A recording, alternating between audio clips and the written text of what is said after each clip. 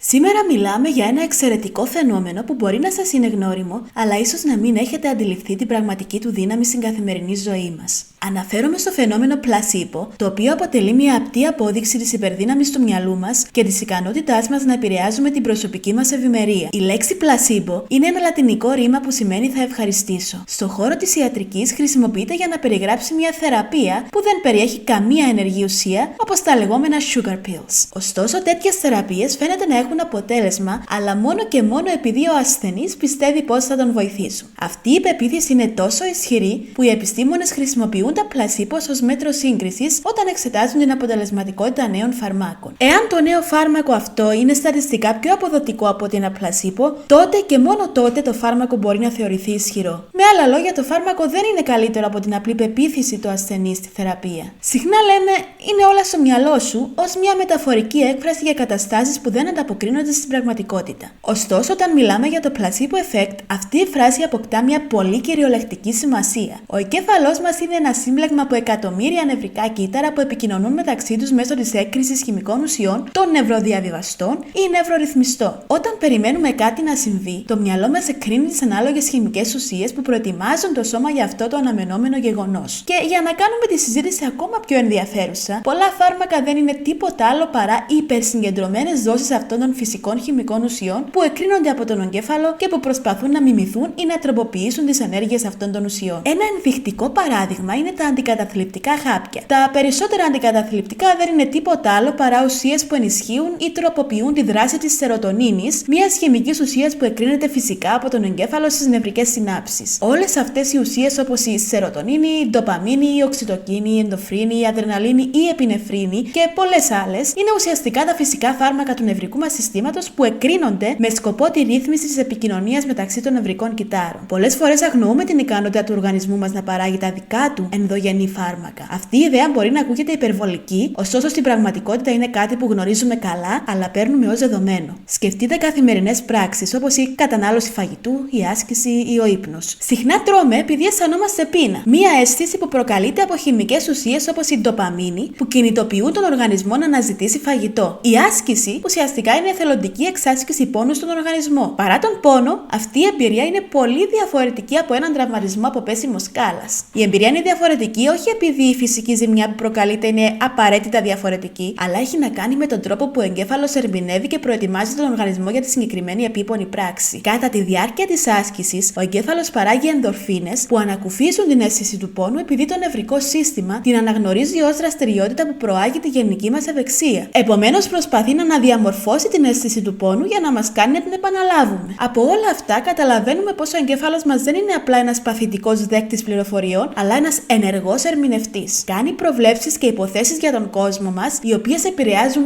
άμεσα τη φυσική μας κατάσταση. Ας πάρουμε ένα απλό παράδειγμα. Έχεις πονοκέφαλο και σου δίνω ένα χάπι. Υποθέτεις ότι αυτό το χάπι είναι ένα ισχυρό αναλγητικό, αλλά στην πραγματικότητα είναι ένα πλασίμπο, το οποίο περιέχει μόνο ζάχαρη. Αν ο πονοκέφαλός σου περάσει αφού λάβεις το χάπι, τότε αυτό είναι το φαινόμενο του πλασίμπο σε δράση. Αλλά πώς συμβαίνει αυτό? Η νευροεπιστήμη έχει αποδείξει ότι αυτό οφείλεται κυρίως στο σύστημα ανταμοιβής του εγκεφάλου και ειδικά σε μια περιοχή που ονομάζεται nucleus accumbens. Αυτή η περιοχή είναι κέρια σημασίας για την κινητοποίηση, την ευχαρίστηση και την ανακούφιση του πόνου και απελευθερώνει χημικές ουσίες που λειτουργούν ως τα φυσικά αναλγητικά του σώματός μας. Όταν παίρνεις το χάπι ζάχαρης και πιστεύεις ότι είναι ένα ισχυρό αναλγητικό, ο εγκέφαλός σου ενεργοποιεί το σύστημα ανταμοιβής γιατί αναμένει ανακούφιση από τον πόνο ή με άλλα λόγια μια ανταμοιβή. Είναι σημαντικό να αναφέρουμε ότι η επίδραση του φαινομένου διαφέρει από άτομο σε άτομο. Κάποιοι μπορεί να το νιώσουν σε μεγάλο βαθμό, ενώ άλλοι μπορεί να μην το βιώσουν καθόλου. Επιπλέον, το πλασίμπο δεν σημαίνει πως όλες οι φαρμακευτικές θεραπείες είναι απλά στο μυαλό σου. Απλά μπορούμε να το χρησιμοποιήσουμε σαν μια υπενθύμηση για το πόσο συνδεδεμένος είναι ο εγκέφαλος με το υπόλοιπο σώμα μας. Τώρα που είδαμε πως ο εγκέφαλος μπορεί να επηρεάσει την αντίληψή μας και τις αντιδράσεις μας μέσω των ενδογενών χημικών ουσιών, ας δούμε καλύτερα το φαινόμενο πλασίμπο στην καθημερινή μας ζωή. Παίρνουμε για παράδειγμα μια σκηνή από την κομμωδία του 2004 Eurotrip. Οι πρωταγωνιστές βρίσκονται σε ένα ζαχαροπλαστείο στο Άμστερνταμ, όπου τους προσφέρονται τα θυμισμένα σοκολατένια μπράουνις του μαγαζιού. Επειδή όμως βρίσκονται στο Άμστερνταμ, πιστεύουν φυσικά ότι αυτά τα μπράουνις περιέχουν κάποιο είδος ψυχοδραστικής ουσίας. Αμέσως μετά την κατανάλωση των μπράουνις, παρατηρούμε μια δραστική αλλαγή στη συμπεριφορά τους. Φέρονται σαν να βρίσκονται υπό την επηρεία κάποιου ναρκωτικού. Ωστόσο, όταν ο ζαχαροπλάστης τους ενημερώνει ότι τα μπράουνις δεν περιέχουν καμία τέτοια ουσία, η συμπεριφορά τους αλλάζει αμέσως και συνειδητοποιούν πως όλη η προηγούμενη αλλαγή ήταν καθαρά αποτέλεσμα της λανθασμένης τους πεποίθησης. Παρά το γεγονός γεγονός ότι πρόκειται για μια σκηνή από ταινία απεικονίζει με εξαιρετικό και αστείο τρόπο το φαινόμενο του πλασίμπο στην καθημερινή ζωή. Πολλοί από εμάς έχουμε βιώσει παρόμοιες καταστάσεις. Καταναλώνουμε καφέ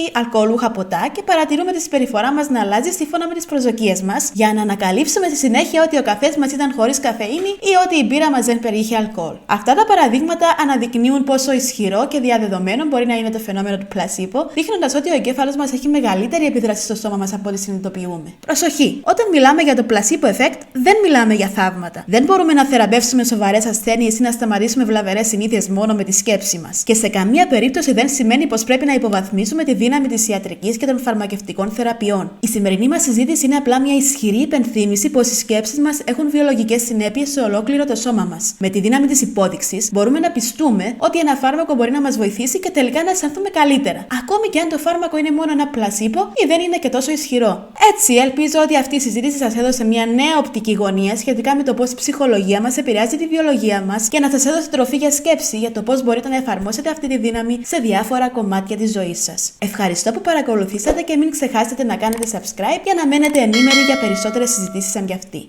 Καλή συνέχεια!